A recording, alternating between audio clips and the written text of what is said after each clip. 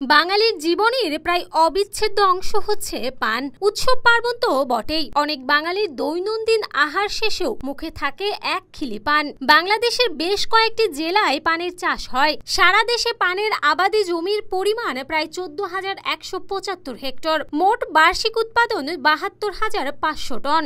Acre প্রতি গড় ফলন 2.27 টন। তবে সবচেয়ে বেশি পানের ফলন হয়ে থাকে জামালপুরে, এবং জামালপুর পানের জন্য বেশ বিখ্যাত। জামালপুর জেলায় 200 থেকে 220 হেক্টর জমিতে পান চাষ হয়ে থাকে। নান্দিনা, রানাগাছা, নারুন্দি, ঘোড়াধাপ সহ বিভিন্ন স্থানে পানের বরজ আছে। স্থানীয়দের মতে জামালপুরে পানের বরজ আছে 10,000-এর উপরে। খাবারের শেষে অনেক জায়গাতেই মিষ্টি পান খাওয়া প্রচলন আছে। বিশেষত বিয়ে বাড়িতে এই আয়োজনটি রাখা হয়। এটি বাঙালি সংস্কৃতির একটি গুরুত্বপূর্ণ উপাদান। সুপারি, চুন, জর্দা, খয়ের সহ বেশ কয়েকটি উপাদান যোগ করে পান পরিবেশন করা হয়।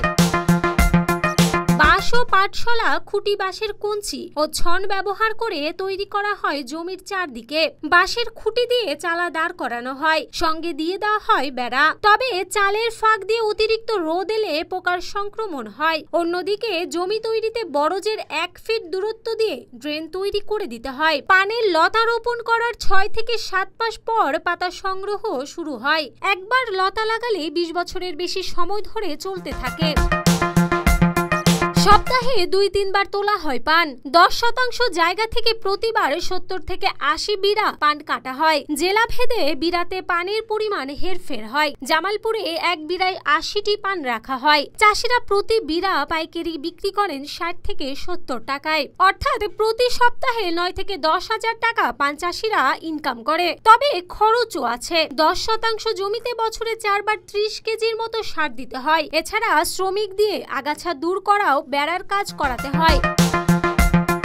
রোদের মধ্যে পান পাতা তুললে সতেজ ভাব নষ্ট হয়। এ কারণে সাধারণত খুব ভোরে পান তোলা হয়। সকালে রোদ ওঠার আগেই তা আড়তে বিক্রি করার চেষ্টা করা হয়। তবে স্থানীয় বাজারের কথা বিবেচনা করে বিকালেও তোলা হয় পান পাতা। জামালপুরের বেশিরভাগ বরজের পান কাটা হয় হাটের দিন ভোরে।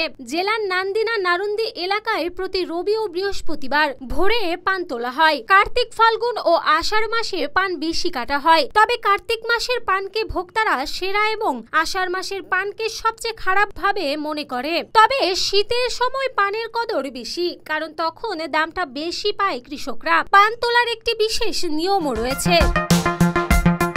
লতায় কমপক্ষে 16টি পান রেখে দেওয়ার নিয়ম। বাকি পাতাগুলো তোলা হয়। পরিচর্যায় একটি বরজ থেকে সপ্তাহে 2-3 বার পাতা সংগ্রহ করা হয়। পরিবারের ছোট বাচ্চারা ও মেয়েরা পান কাটার কাজ করেন, এবং পরিবারের কর্তা বাবা বড় ছেলেদের দায়িত্ব থাকে তা আড়তে নিয়ে বিক্রি করার। তাই পানের বরজে প্রতিটি পদক্ষেপে যুক্ত থাকেন পরিবারের প্রতিটি সদস্য।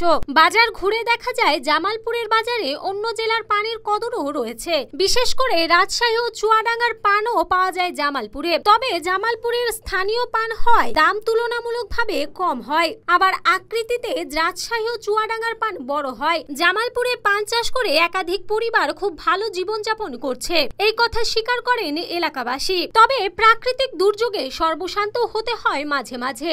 এজন্য কৃষকরা বড় বড় দুর্যোগে সরকারি সহযোগিতা চেয়ে থাকেন। তারা চান দুর্যোগের সময় সরকার পাশে দাঁড়াবে এবং চাষিদের নিয়মিত প্রশিক্ষণ দেবে। পান চাষের বিভিন্ন গবেষণা তাদেরকে জানানো হবে।